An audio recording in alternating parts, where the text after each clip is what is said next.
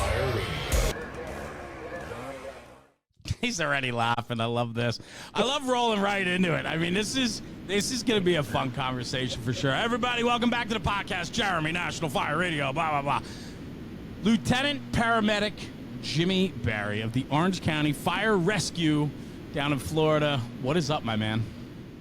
Hey, Jeremy. How you doing, buddy? I'm fantastic. Thanks for joining me on the show. Hair looks good. It still looks good. You know, it is something of a signature at this point. So I have to be very cautious and careful. And this is after, working all day, doing things. This is late in the day. So the hair could be better. It's not 100%, but we'll go with it. I give it an 8. Thanks, pal. I appreciate you. Yeah. So let's do this real quick. I don't know how you made it to my show. I have no idea how I let this happen or how you got here. But I think it's going to be, we're going to have a lot of fun, man. We've been laughing already. Here's the deal, right? 21 and a half years with the Orange County Fire Rescue Department down in Florida. Big truck guy. You're on the Venator Search training cadre with Eric Wheaton and Drew and a bunch of other guys. I know you have a tremendous passion for training. I know you're a family man. You love the culture. You love the firehouse. But I think more so you're known as a scrapper on the ice. I got pictures to prove it, my man. Pictures to prove it came across my phone today. So let's just talk about lacing up on the ice. I mean, are you a trash talk? I mean, you're a big guy. Met you at FDIC. You're towering over the crowd. So there's some intimidation factor there. Put you on skates. You're probably what on skates? Like 6'7", 6'8"? About 6'8", I think. 6'8" on skates. Intimidation. Yeah. Who do you guys play? Other fire departments or the cops? We do like charity games throughout Orlando, and then there's that Battle of the Badges. It's in January. All the departments, mostly from like New Jersey and New York, come down. Yeah. We had a few from like South Florida. That's a big tournament, and then we play the cops. That's the one game a year that we get it's real chippy. You could actually hit a cop and not get in trouble. That's right. That's right. Yeah. Well, I love it. Are you the Punisher? Are you out there throwing your body around, or you got some finesse too? I mean, what's your game? I mean, I skated when I was little, and then I kind of got away from it. The taller you get, I feel like the worse you look. You know what I mean? You have like no fluid movement. Yeah. But I could definitely hit somebody, and I could definitely hurt somebody, but I also hurt myself too. I mean, I've had broken ribs, broke my coccyx, knocked out a tooth, and my wife hates it. Yeah, but I still got to go to work the next day, Well, and that's it, man. I mean, I used to, be outside of lacrosse, and then we were playing like softball every Sunday in modified league, and I'm sliding, and I'm getting ripped up, and you're going to bed at night, and your legs sticking to the sheets, and I'm like, what am I doing? Like, what? Yeah. I'm too old for this, man. My body does not come back like it used to. You know what I mean? No. Oh, yeah. Especially once you hit 40, and you're like, man, my finger's like still stuck in this like weird position after I punch somebody. Right? And then your wife's like, well, you're going to work. You're not staying home. That's right. You got to go to work. Yeah, so. I know that. I get that quite often, so that's fun. Yeah. So, Jimmy, take me down this road. We met at FDIC. You were there all week. You guys were doing burns all in the beginning of the week with the hands-on. And the instructor cadre from VES. And then you guys got to taking some classes, taking the show. Our paths crossed in Firefighters Row. I'm looking out over the crowd as we're doing auction stuff, and there's this guy just towering over everyone else. And he's got this smirk on his face talking to Eric Wheaton, who I know, obviously, he was on the show, and I've known him for years now. And I'm watching you guys, and then Drew was with you, too, and he ended up buying the jersey in the auction. Jersey. Crazy chain of events. But it was epic. You were standing there the whole time smirking and making comments, and I'm like, what's this guy? Who is this guy? What's this guy's story? Right? Yeah. And to come to find out that you're not an asshole. You're actually a great guy. I think. Oh, thanks. Yeah, no, I'm good. You know what I'm saying, though? Like, it was fun. And I came down, we were chatting afterwards. Drew got the jersey, and I'm talking with you guys and said hello to Eric and stuff. And it was just fun to get to know you a little bit and to meet you and so on. And like you have this infectious way about you. I met you for 4 minutes in Indianapolis, and I go, this guy's a rocks. Like, I wanted to get you on the podcast because I knew it would be a fun conversation, because I could tell through your demeanor that you love to have fun, but man, you're serious about what you do also. Yeah, for sure. No, now we're freezing. And I just lost you. Oh, you froze up. Sorry. There you are. You're back. Yeah. You good? Goddamn internet. Jeez. You got to get off that cricket. You got to get off that Cricket Wireless, dude. Yeah, I know. I got to pay my bill. God. Did you hear what I said or no? Yeah, I heard most of it. What was the question you asked? Well, what I said was you were a lot of fun, and I could tell there was this like fun side about you, but I also knew through conversating with you that you're also very serious about this job also. Oh yeah. I love to have fun, but I love to have I love, when I put the uniform on, or we get on the rig, or we're doing any kind of training evolution, it's game time, you know what I mean? And I started when I was 18, and I kind of like grew up in the old school realm of like there was no cell phone, and there was no like like the tables where everything got hashed out. You had lieutenants that would like grab you by the shirt and yell at you and stuff like that.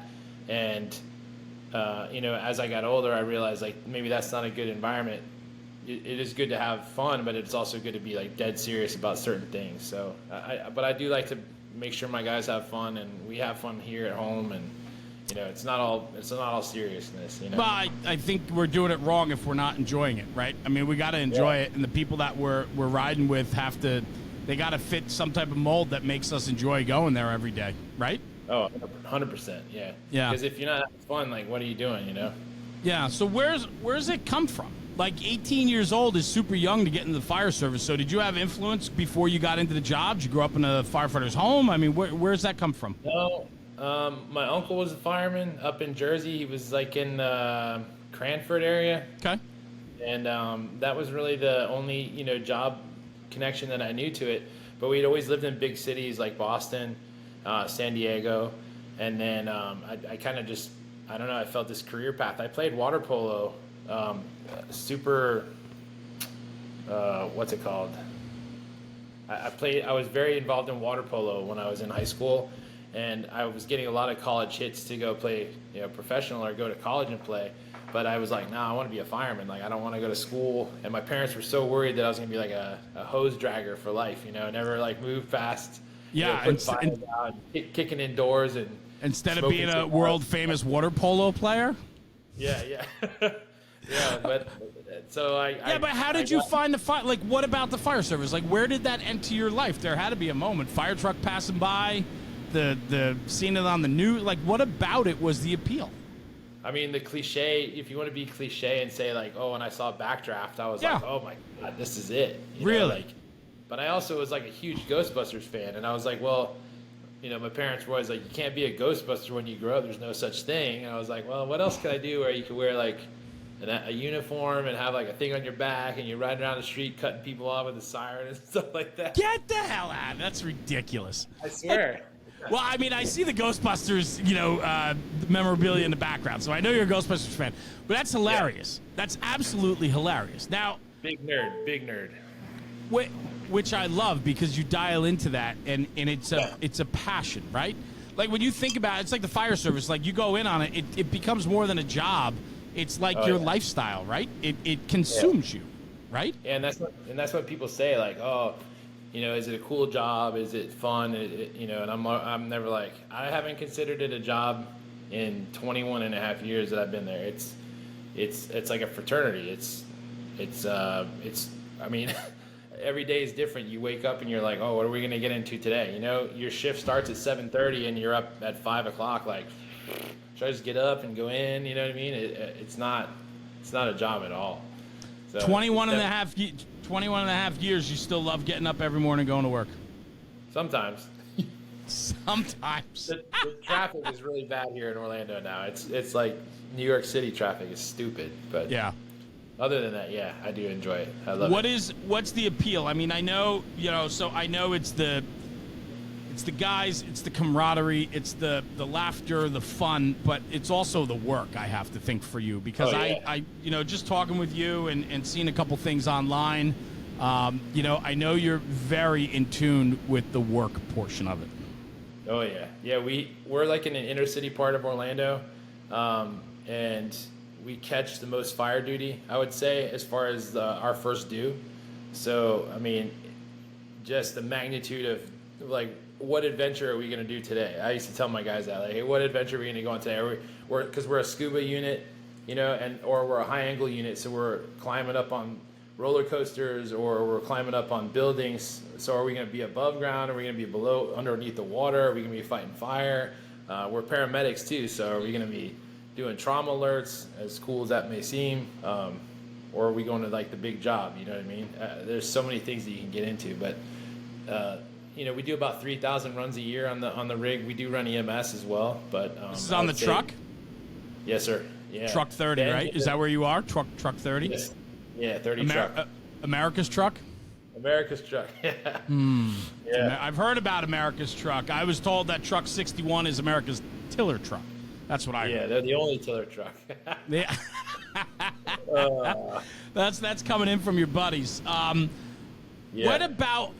So there's so much there, right? Let's unpack that a minute, because it's from what I was told too, like where you guys do see a considerable amount of work. So you're going to fires, but then on top of that, with your truck company, you guys are also doing you're doing ropes, you're doing diving off the truck, or is that like a specialty piece, specialty rescue? Like how's that break down with Orange County?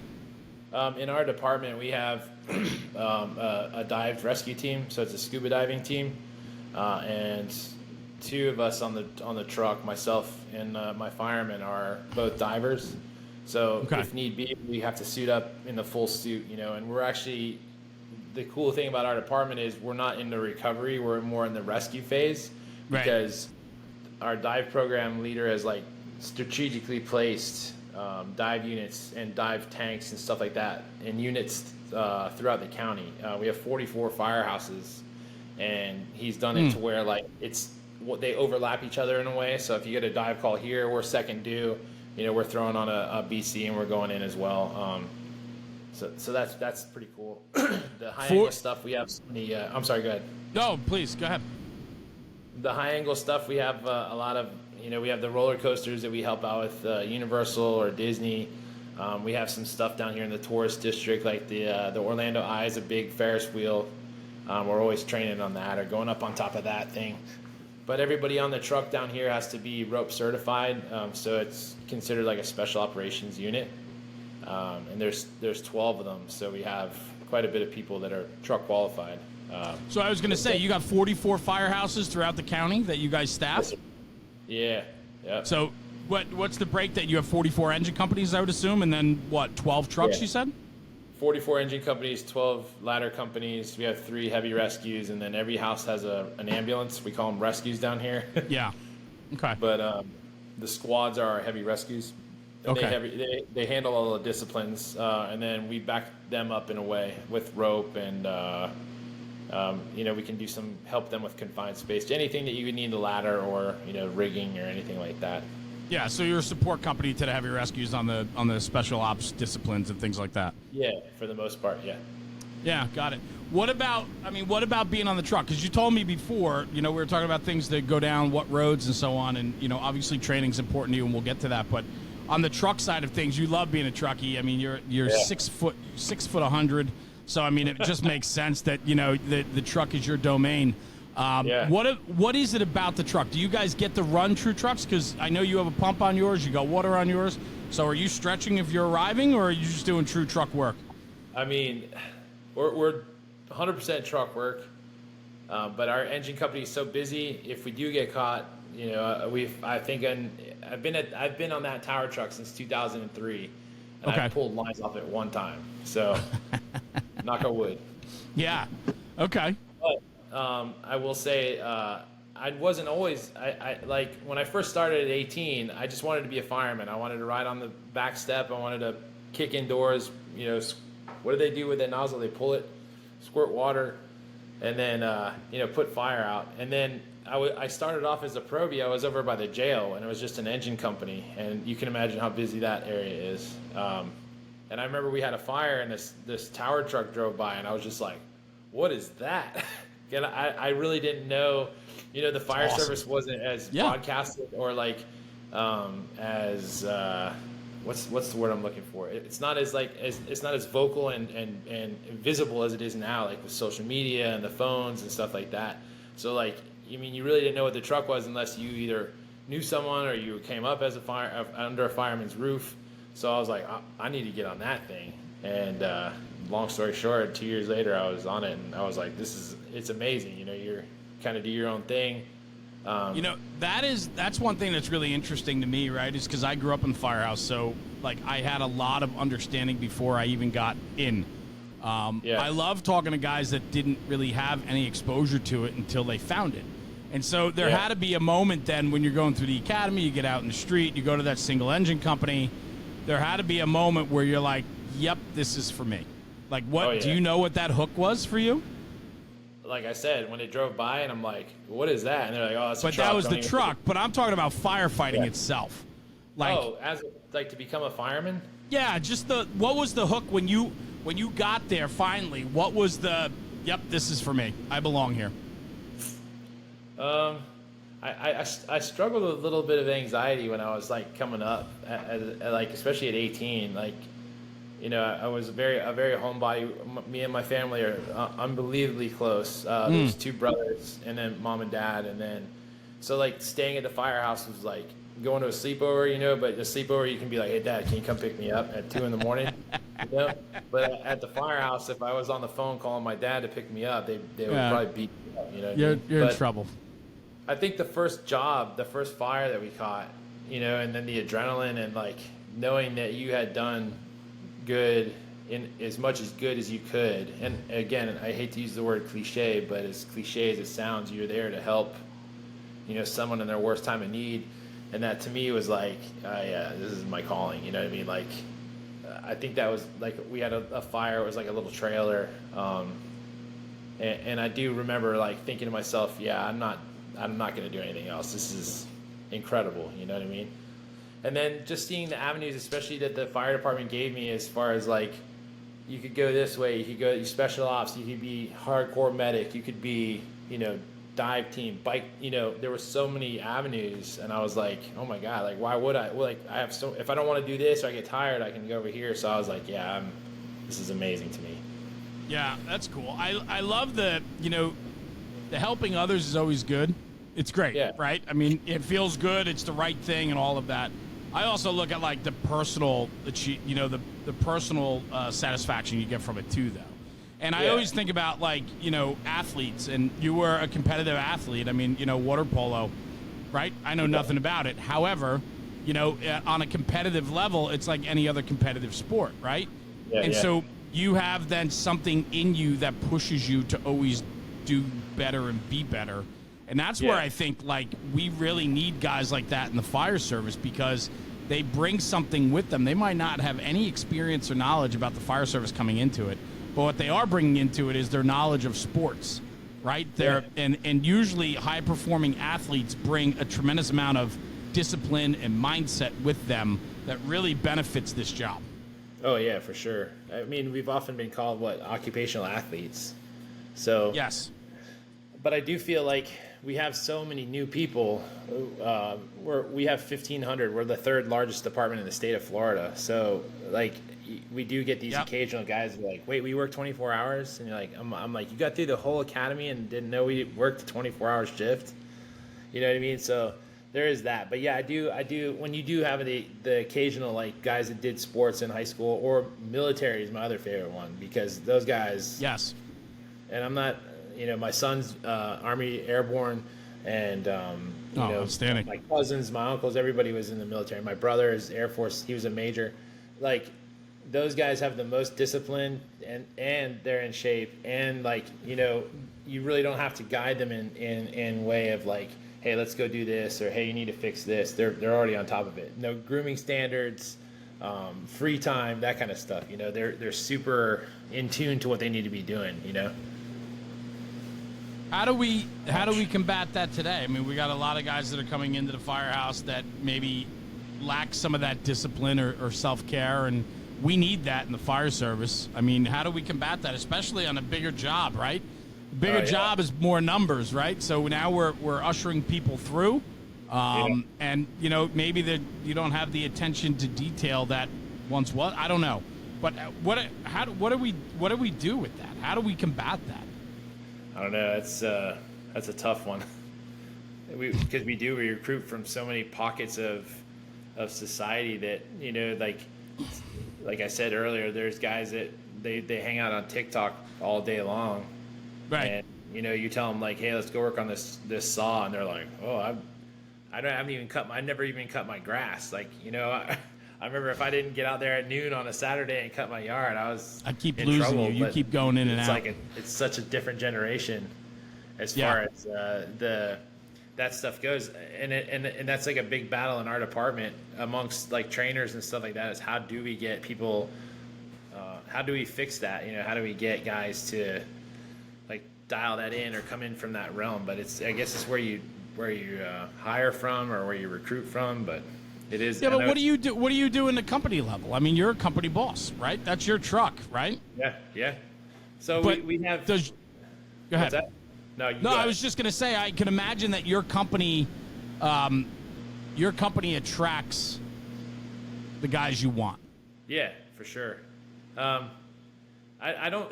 I'm not. I have discipline in a way. I don't think I've written anybody up in my.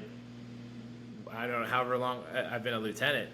But I think, like, setting the example the way I do it, like, leading from the front is the way that I speak to, like, I'm not going to be on my phone all day because I'm still a student of the job, and I've been on, you know, I don't think 21 years is a long time.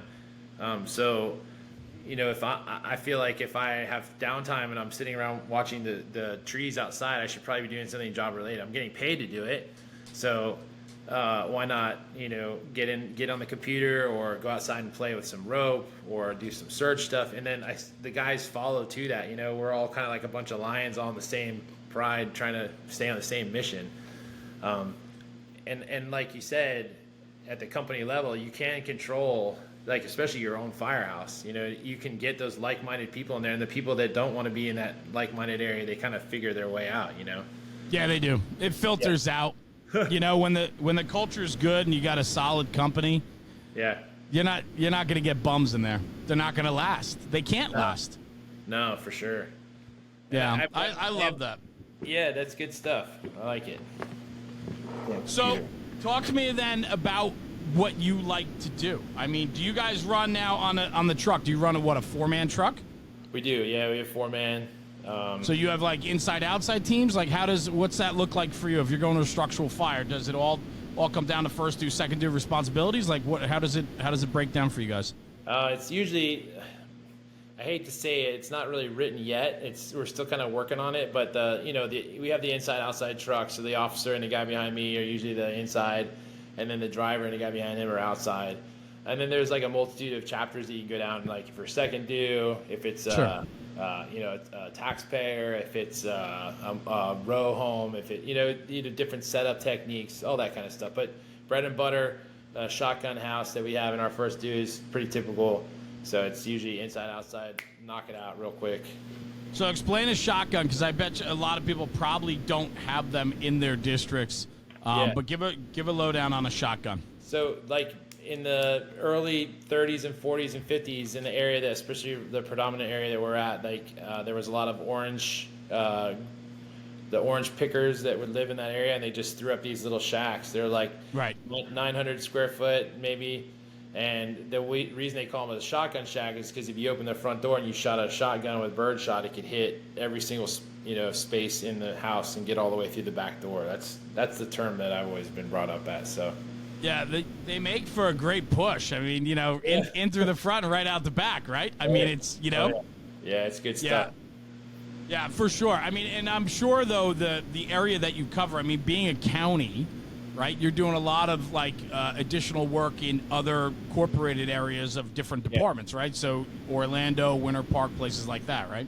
Oh, yeah. Yeah, there's actually a lot of like townships within Orange County. So Orange County is like 750 square miles.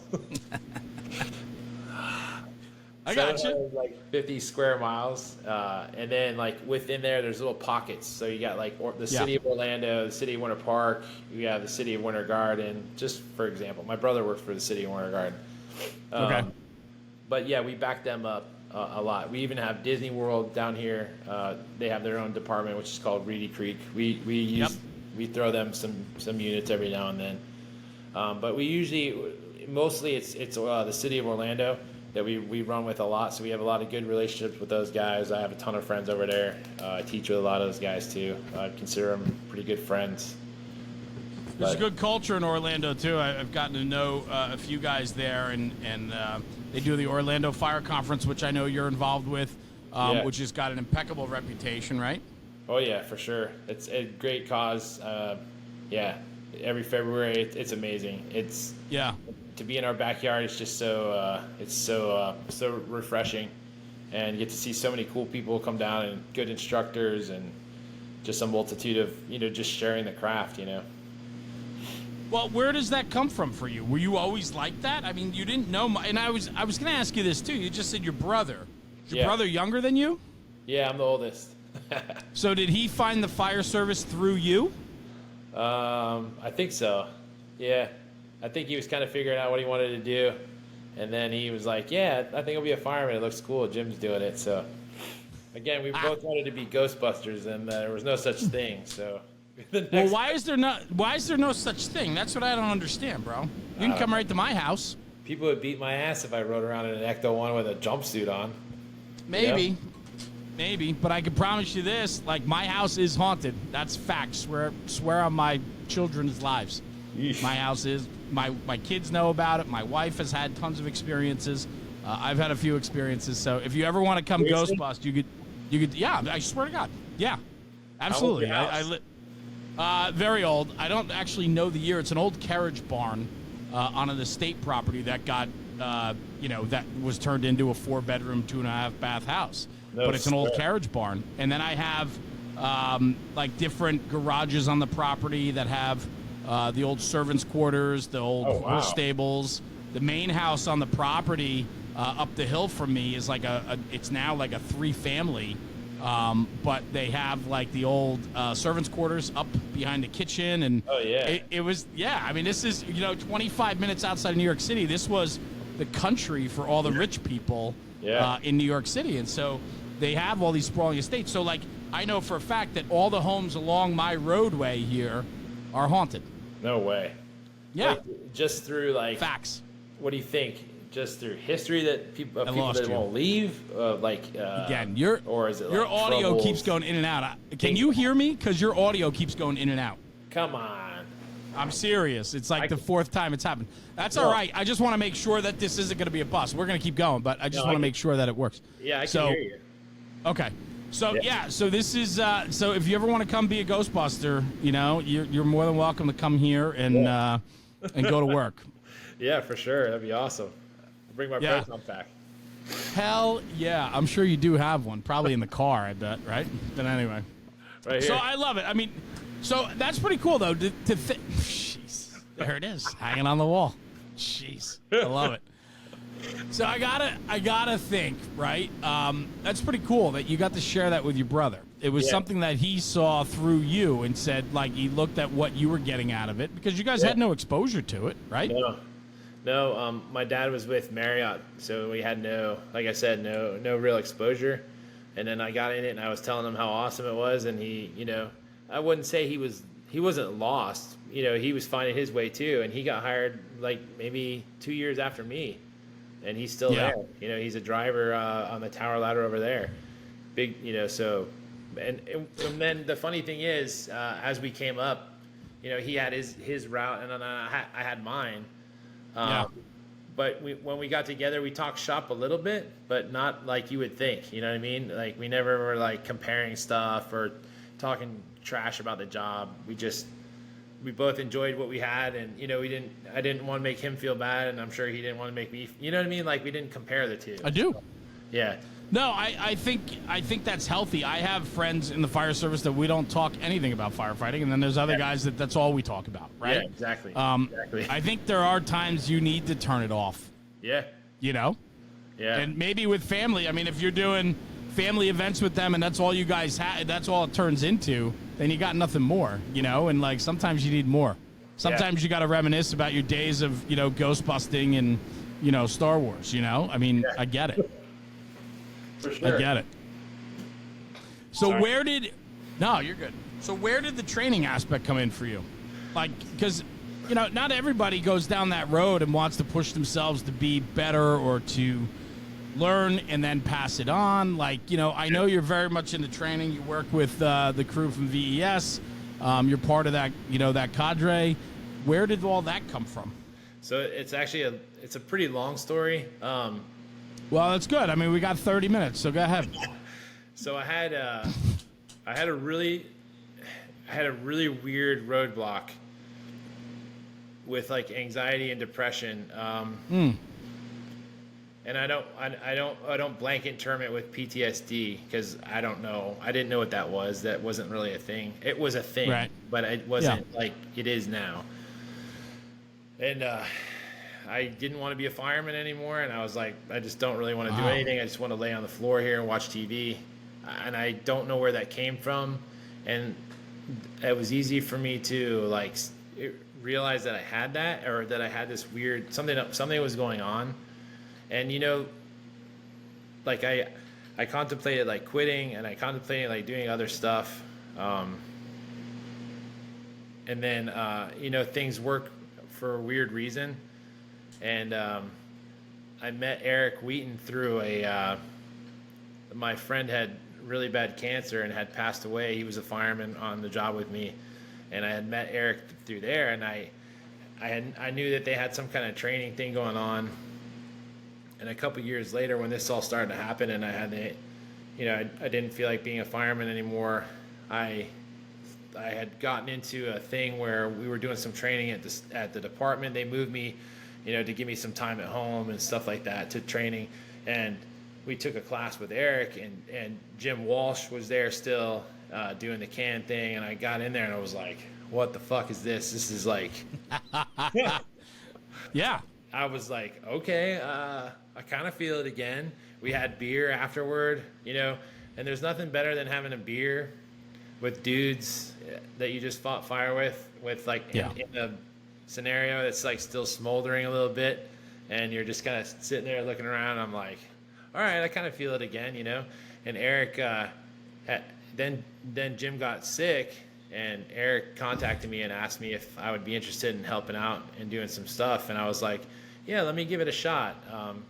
And the first thing that we had gone to was the Fort Lauderdale Fire Expo, and we did a can class down there, and I was just like, oh, like, yeah, I'm back in business. You know what I mean? Like I felt, I was removed from whatever demon was like hitting on me or whatever, like holding me down for a minute. And I felt like I had gotten that love for the job back. And Eric opened up this this side of the job that I had like never thought that was like there, you know. We were traveling, we're meeting people from departments that like you, for instance, like I didn't know there was podcasts out there until a couple of years ago, you know, and now here I am talking to you. And then, you know, the boogie down guys and I just like my path has gone so different in the last like 12 years that I've been with Eric. It's just, and I'll always be fortunate or thankful for that. How early, like that how gift. far So, like, into your to me, career that was it made when me you feel were the way I felt being trained by him and being trained in that Can Confidence Day? I was like, I want to make people feel the way I felt after that.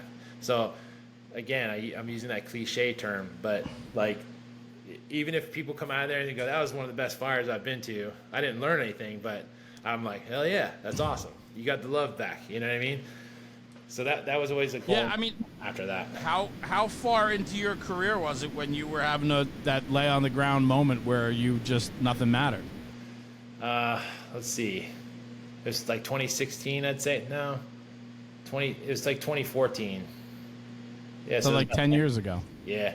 So you're about 10 years in. I mean, a 10-year fireman. Yeah.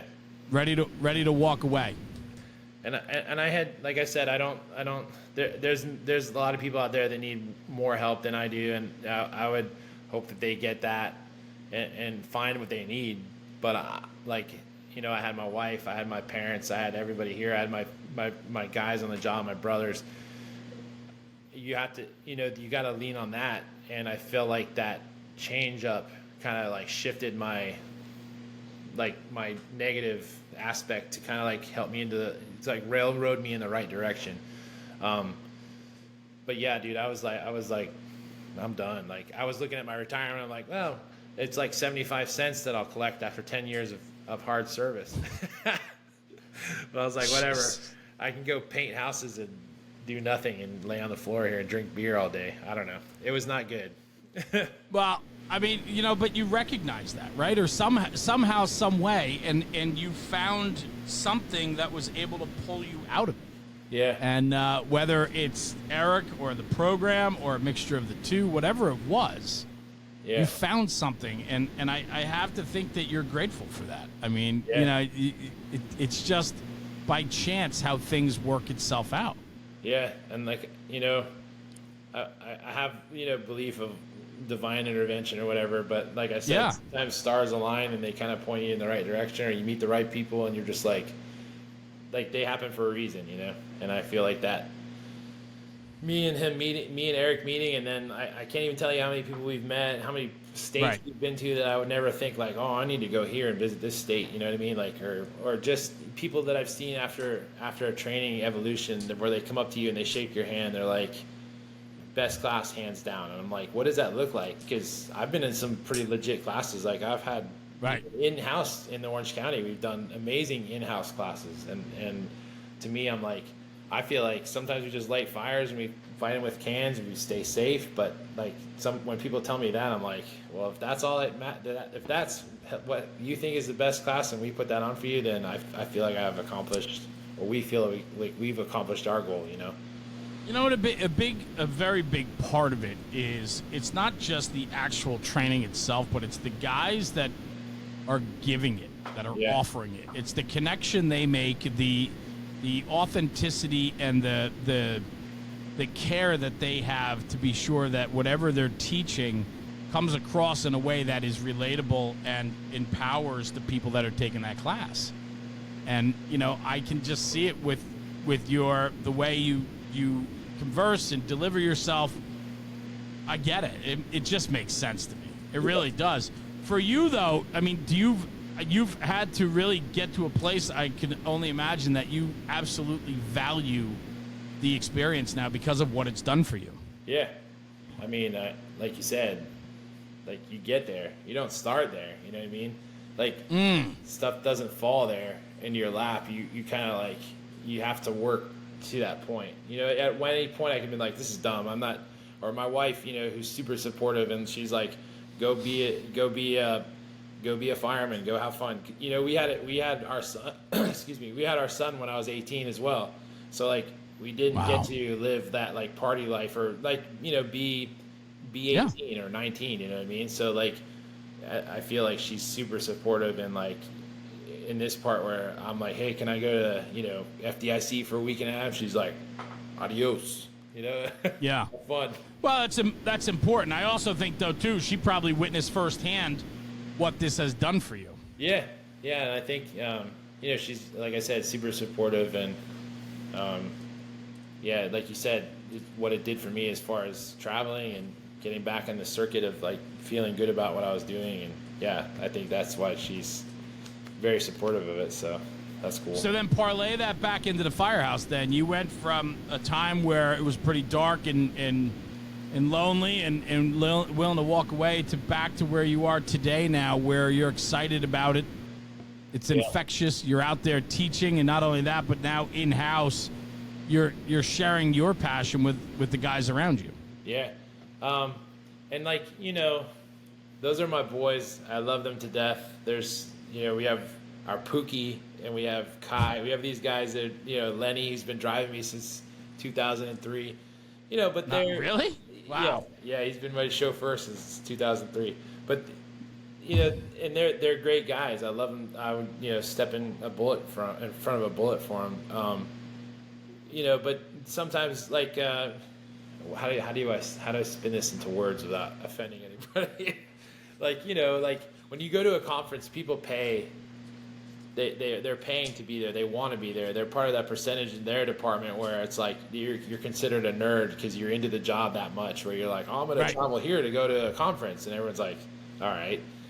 So the guys love me. They support me. They and I preach that craft, but I give it to them in doses at the firehouse because I know they're like, oh, here comes Jimmy. Tell us about your inventor search story, like that. But it's just part of that culture where they just give you shit 24/7, Yeah, for sure. But I think there's also, like, reading the room super important, though, too. Like, you can't come back from FDIC and just knock everyone out with your bubbling over enthusiasm because it's not going to do anything, right? You got to stay humble. Yeah, for sure. Yeah. And that's how I am. I've never been, like, I was raised with, like, integrity and all, like hopefully most people. But, like, when we did come back from FDIC, everyone's like, oh, what are you going to teach us? And I said, well, the thing I want to teach you is that I'm not gonna drink for like the rest of the month. I want to take a hiatus of drinking alcohol because I was hurting so bad because we were drinking. Yeah, but that's part of it. If we talk about it, the only thing I would tell them was like, it's what, like, how do you say it? It's if you want to get back in the job or you have like doubts about what you're doing or you're in a dark spot or whatever, like, jump in one of those conferences because it'll change your outlook of what you're doing and the job and maybe not the department per se, but like you're like you're with like-minded people. Like I can't even speak to it. Like I was telling everybody, it was like the World Series. You're there for a convention of World Series fire department stuff with people that are just talking shop and you're just having fun the whole week.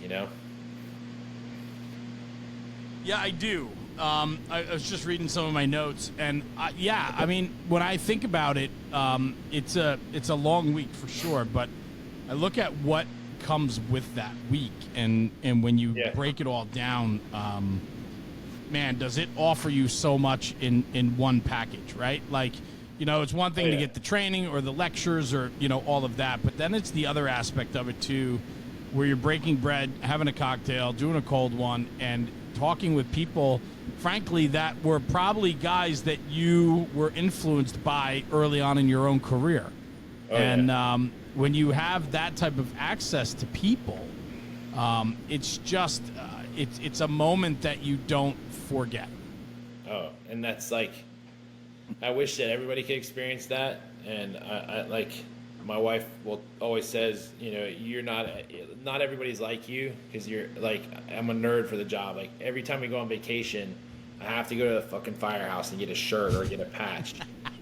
And if they're not there, like we circle the block. And again, this chick is like, I'm not bragging, but she'll just sit in the car and let me drive around the corner and just wait until I get a shirt or a patch. But yes, like if you have a mentor or somebody that you wanted to meet or hear a lecture or talk to, like these conventions, they bring you back to like, it's like meeting a superhero, like Mike Ciampo, I met him at Orlando Fire Conference. Right. I don't even know how long ago. And like, I tried calling him today. He didn't answer my phone call. I think he saw who was calling, but probably screened that one. Yeah, dumped you right to voicemail. Like at one time, I'm like, it's fucking Mike Ciampo, Now I'm calling the guy, asking him a question about a ladder truck, and I try and do that now. Like as I've gotten older, like every conference I go to, I try to meet somebody, famous or not, or backstory or not, and I try to like get information from them or hear their story or connect with them because it makes me feel like we're all in this little like group together. And like you got your radio show.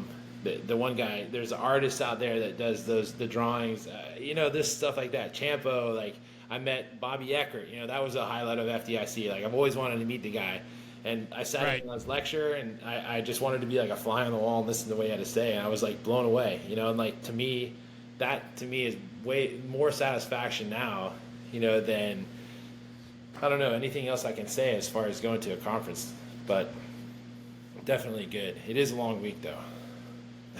For sure. For sure. I agree wholeheartedly, but I'm just reading my phone's going bananas. There's a job right down the road, so they're going to be transmitting the box right now. So, anyway, You gonna buff it? where no. I mean, I could run out with the volunteer company right now. They're going to be going probably. But I want to ask you this: what is it about, like, all said and done, all in, you really have come to understand what the fire service is and what it's done for you? I mean, not everybody has that moment where they come to realize, or there's people that are still seeking something more from it.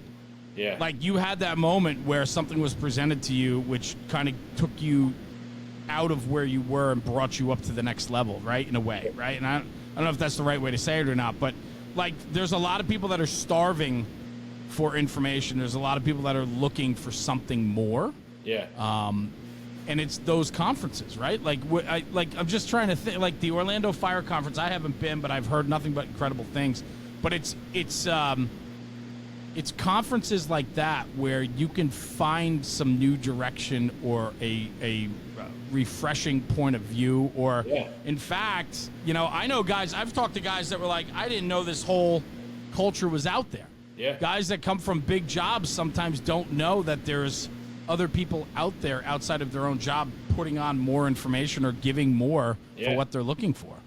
Like you said, it's like you're kind of like in a percentage and you're in your department, no matter how big or small it is, and whether they call you a nerd or they call you whatever.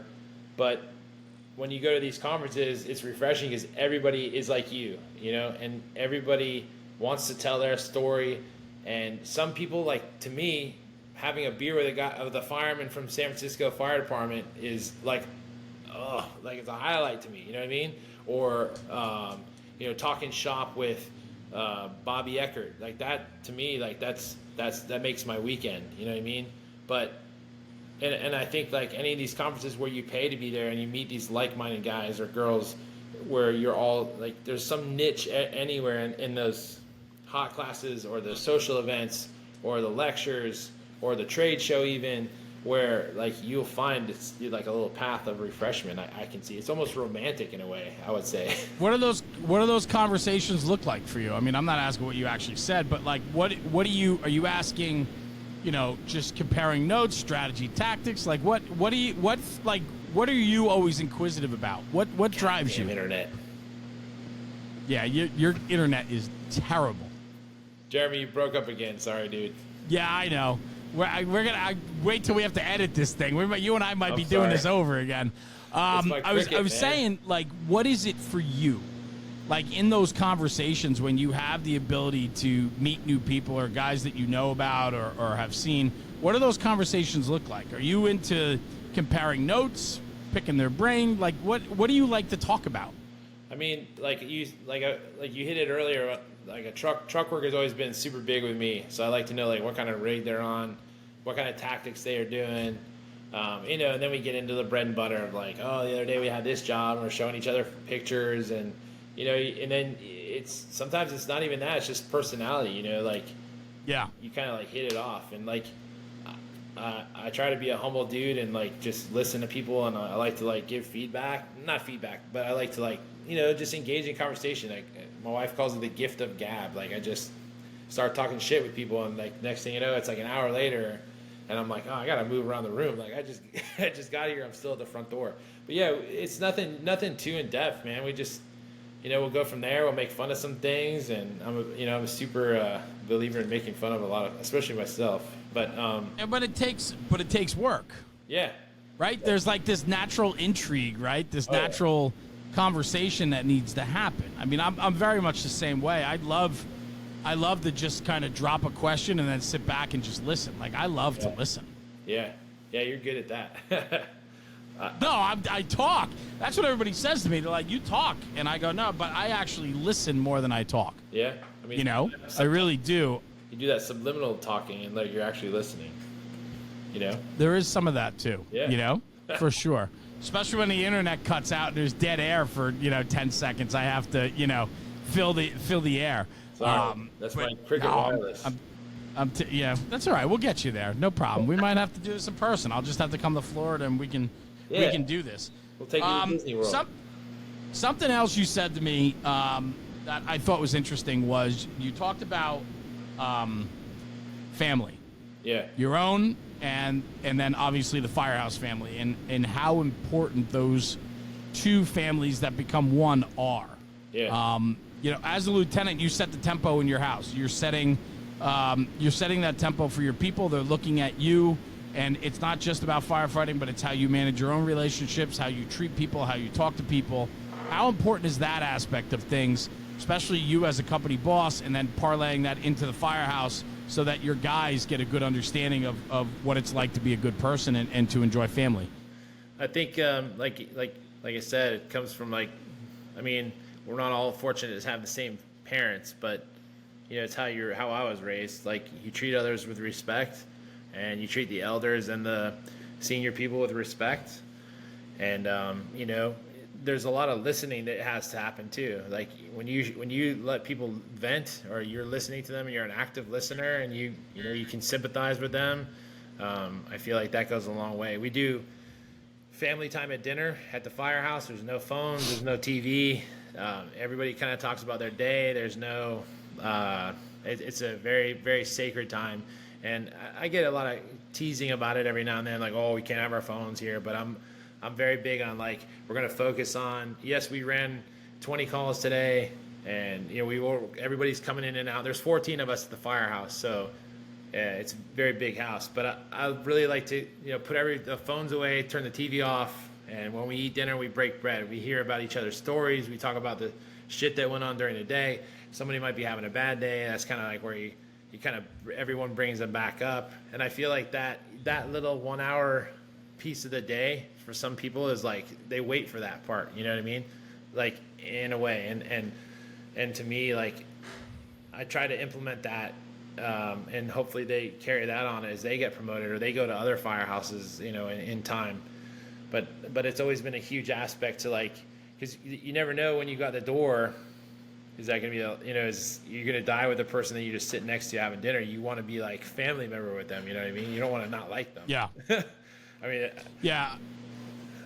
No, it's important. I mean, focusing on that time. And you said something really interesting. You said there are guys that look forward to that time of the day. Yeah. To sit down around that table, right? Yeah. There are. You can see it, because when sometimes we'll go around the table and be like, how's your day? And they're like, oh man, we did this. And they're like waiting, like, is it my turn yet? Is it my turn yet? And then they get to them and they're like, dude, we had this call. And you're like, oh shit, and it just opens up this Pandora's box, and then everyone starts teasing each other. And it's just, to me, it makes me super happy, like, to watch that unfold. And it might be an hour of a 24-hour shift, but to me, that's like, it's a family. We're having a family dinner. You know what I mean? There's no distraction. Yeah. The only distraction is a call for service. But other than that, there's no, like, bullshit on the television. People aren't over there TikToking and whatnot, or eating dinner. And even if you don't eat the dinner that we make, you got to sit at the table and you gotta join in. If you bring your own, weightlifting food or whatever you do, you got to join in, Yeah. Well, and that's good. I think that's a good rule. And you said you got what, 14 in that house? Yeah, there's 14 of us in that one firehouse. There's an engine. Yeah, I mean, that's an engine, a ladder, 2 rescues, and the shift commander's there. But he's cool. Okay. Yeah. Dude, he's cool. Yeah. I love it. No, that's good. I mean, and then you mentioned before about how important your family is. I mean, you spoke very highly of your wife, and how supportive she is. But, like, to mix the two, I think it's important, though. No? Yeah. I mean, we do the same thing here. I got to tell my 16-year-old daughter to put her phone away at dinner, which she's awesome about. But dinner time is quiet time. We talk about our day. We each take a turn, and then we all just start talking trash and having fun. It just. And that's how I was brought up as a youngster, and to me that always felt like normal. You know what I mean? And I feel like people that didn't have that as a kid, or whatever that may look like, when they experience that, especially in the firehouse, they're like, it's you're part of a group. It's like you're part of a pack.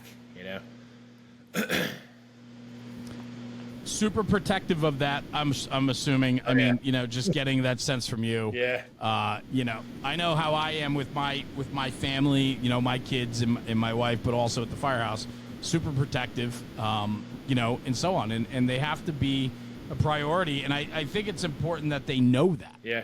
Like sure. they have to know that you have their backs and that you're there to protect them unconditionally. Yeah. And, like they say, I always try to be a fireman's lieutenant, like it's hard not to be everybody's friend, but in a way, you got to kind of keep that in retrospect as far as like, standing up for your dudes and especially standing up for people at your house, Yeah. You got to go. No, I get that completely. What was that? You got to go. You getting summoned? No, I don't have to. No, I mean, they just transmitted, but it's not a big deal. But whatchamacallit? No, I mean, this has been good. I mean, I'm thinking about like that you are not. I love this because I had this image of you and who you were just through our interaction, and this has been pretty serious and straightforward. Yeah. And I was expecting a lot of like lightheartedness and jokes and so on, but it just goes to like who you are and like how you are all in on what you do. Yeah. And it's kind of fun to hear your story because, I was surprised to hear you say that like the fire service wasn't for you for a time. Yeah. And, and it's things like that. And I think about like how that resonates with people that are going to listen to this, people that have those struggles, that are having a hard time getting out of bed in the morning, that don't want to go to the firehouse, that don't enjoy it like they used to. Times change, things change, but you got to be dialed in to see what the changes are and why those changes are happening to you, right? Yeah. And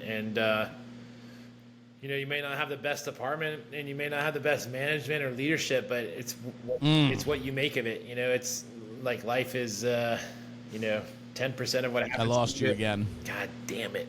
How about now? Yeah, I hear you now. I hear you now. I was saying life is like, 10%. I said this quote perfect, and now I'm going to screw it up because I got to say it again. You're good. Go ahead.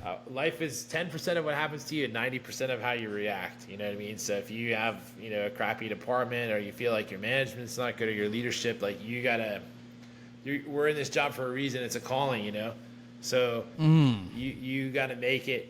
You got to seek what you want out of it, and I feel like it's not up to other people to like point you in those directions all the time, but like there is other stuff out there to get you back into the love of it.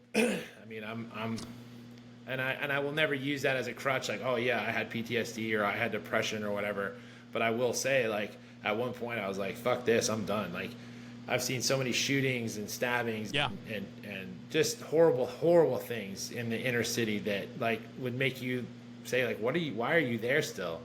But after finding that love again, like I wouldn't want to be anywhere else. My wife wants me to transfer to the firehouse right here. I could skateboard there, but I'm like, no, like the guys and the calls and like just the adventures that we go on, it's all come back. You know what I mean? So. Well, I do love that because I wrote it down, I underlined it, and I usually come up with things throughout the episode that become the title. And what adventures are we going to have today? Yeah. That is something you said earlier that you say to your guys on the daily. And there's something to that. And I think when you embrace that, that's where the enjoyment comes from. That's where the challenge comes from. That's, that sums up really everything. Yeah. And, again, I can't. Boogie Down put down a post last night on Instagram with the kid with the boots. Yeah, like that was him. Yeah, I know that, and I have that too. And I was like, oh, I'm gonna post that and show him my picture. And I'm like, nah, I don't want to be like that. But that was all of us. You know what I mean? So like, no matter how much you hate it or you're not loving it, like remember that point, that passion. Like you wore that for a reason. Even when you're that, you didn't even know what was going on in the world, but you wore a fireman's costume. It's like.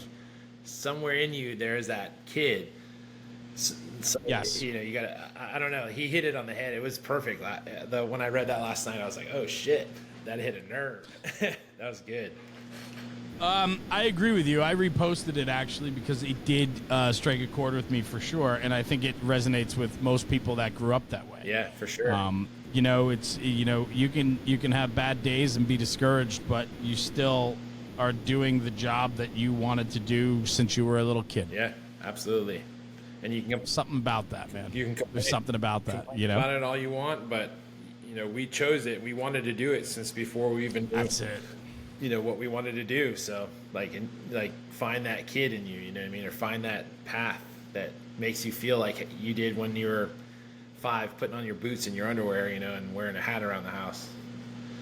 Hell yeah, man. I mean, come on. It's still supposed to be fun. Yeah, for sure. It's a tough job. There's a lot there. It's taxing. It's tolling on us physically, mentally, and all of it. But you look at the upside of it. You look at what it does for us, though, too, outside of the negative. How about all the positive that comes with it, man? Oh, yeah. There's so much good. There is so much good that comes from it. Yeah, 100%. Just you know, knowing, like I said earlier, you're there on somebody's worst day, whether they don't speak English or, you know, they're your next door neighbor. Like, and you know, I don't think most of us are in the job to get a pat on the back, but you know, you deserve to pat yourself sometimes and say like, yeah, I'm here to help. Like, that's what I did. Like I served the greater of mankind. You know, I'd lay down my life for a stranger. So. There is a lot. There's no more noble calling than that. No, for sure. You know? For sure. Yep. Yeah, and that is where you got to be all in. Yeah. Right? Yeah. That really is like the takeaway is that if you're all in, then you will follow through on what you swore to do. Yeah. If you're not all in, man, I have a hard time believing that you're going to follow through when I need you most. Well, that and like, how are you going to make it? Like, what are these kids doing now? Like 30 years and stuff? Like, and we're only getting busier. Yes. Like the busiest engine company in our department runs over 7,000 runs a year. Like, Jesus. How are you gonna do a 24-hour shift on that and not be all in? You know what I mean? But right. Yep. No, I would agree. Jimmy Berry, thank you, brother. It was a fun conversation. See how quick it goes? Yeah, it was quick. I feel like all I did was. I gotta see if we can use it. I mean, you know, this might have been a warm up. This might have been a practice run. You know, we might have to redo this, but that's okay too, because I got a much better understanding of where you're coming from and who you are. But you know, it's fun. Like, I never know what to expect with guys that I don't know, and frankly, like for me, I enjoy the podcast being like an organic experience. I love meeting new people and meeting them through the show to try to get like an understanding of who they are, where they're coming from, and so on. And so, like I said, like this went a little bit different than I thought it was going to go, to be perfectly honest with you, but I love it. But but that's it right there. Yeah. You're laughing and smiling, like you're enjoying your time. Yeah. And we need guys, we need to surround ourselves with guys that enjoy life, like that just enjoy the process. And this is part of the process. Don't ever take yourself too serious, you know? Yeah, man. Sorry about my my connection, though. I hope that you could hear me most of the time. Yeah, I mean, you only cut out probably, it's, you know, we're over an hour now, so you probably cut out for about 10 minutes of the hour, so that's good. I mean, you know, and those were probably like the real stunning revelations that you were just, you know, I feel like spewing just truth and yeah. I feel like my video looks like I'm looking into a potato. I'm being recorded by a potato. Yeah, well, we'll see what the post-production looks like on this, but listen, if anything, it was an excuse for us to get together. Yeah, man. But we'll have to do it again. You'll just have to cheat off your neighbor's Wi-Fi or pay your bill or do something to get a little bit better service. Go to the library. I'll go to the library. I don't even know if we have a library in our area. Yeah, I guess we do. I mean, I hope people. I mean, it's good for business if you don't. I guess I don't know. I don't know. I'll go to this. But anyway, yeah. Well, listen, man, I appreciate you joining me today. Yeah. Always a fun conversation to get to know people, especially on the show. And you know, I know you've had quite a career. I know, you know, knowing a bunch of guys that know you, I know you're very well spoken about, and guys enjoy their time with you, and I certainly enjoyed my time with you as well.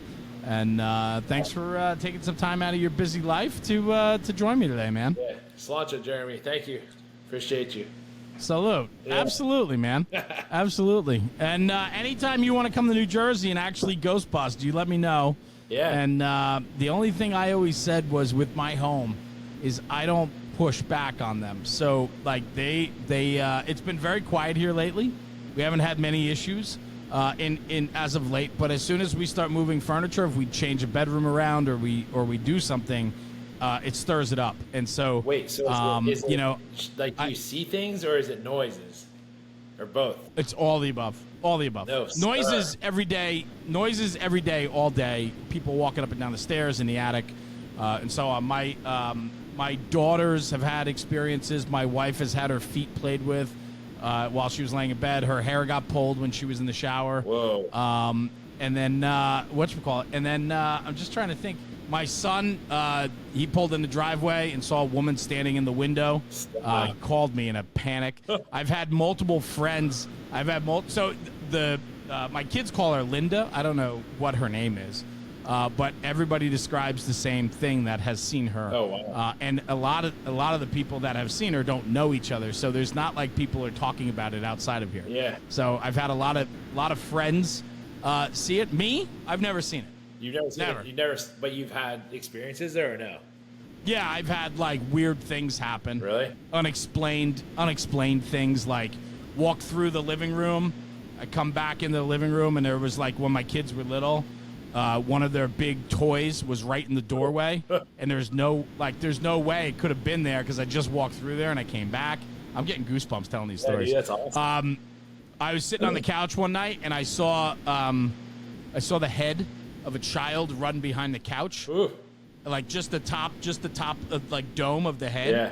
And I'm like, whoa! Like what was that? I go, Terry, where are the kids? And she's like, they're upstairs. And I'm like, no way! I just saw like. Why do you? It was live crazy. there? Because it's not threatening enough to leave. Like if it was threatening, I know my wife's hair got like, she said it got pulled, and she woke up one night to something like touching her feet at the bottom of the bed.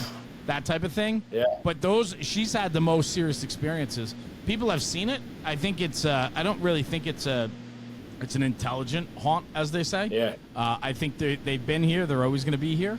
They don't bother us. And like I said, it's been very quiet at night. Yeah. Like if I'm watching TV late at night in bed, my wife falls asleep, and I usually fall asleep to the TV, like the 11 o'clock news or whatever, and then I kind of like drift off. Yeah. You'll hear like somebody on the stairs. You'll hear something in the attic. Jesus. It was crazier years ago. It really has calmed down a lot. Wow. I mean, I think yeah. I just want to ride around in the Ghostbuster Ecto 1 and shoot the. Yeah, I know what you I'd want probably to do. shit my pants.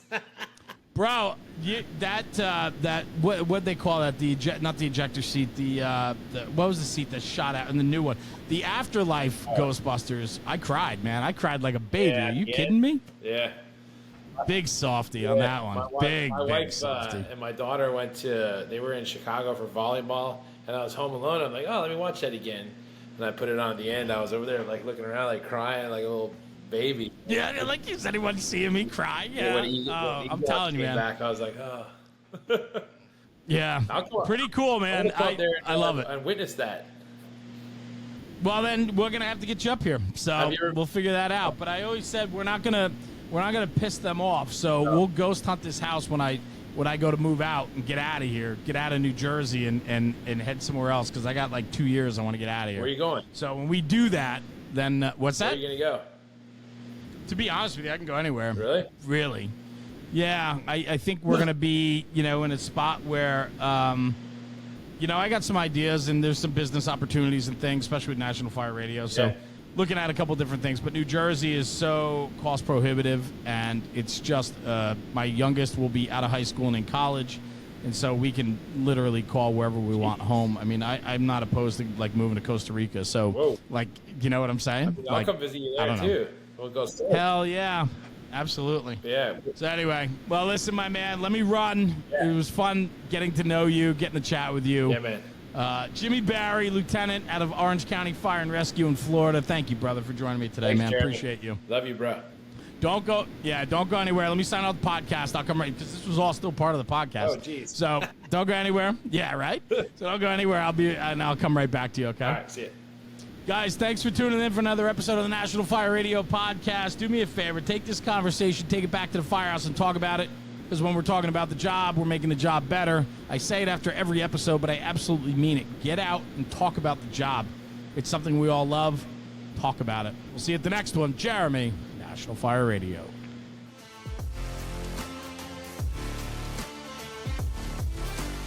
National Fire Radio.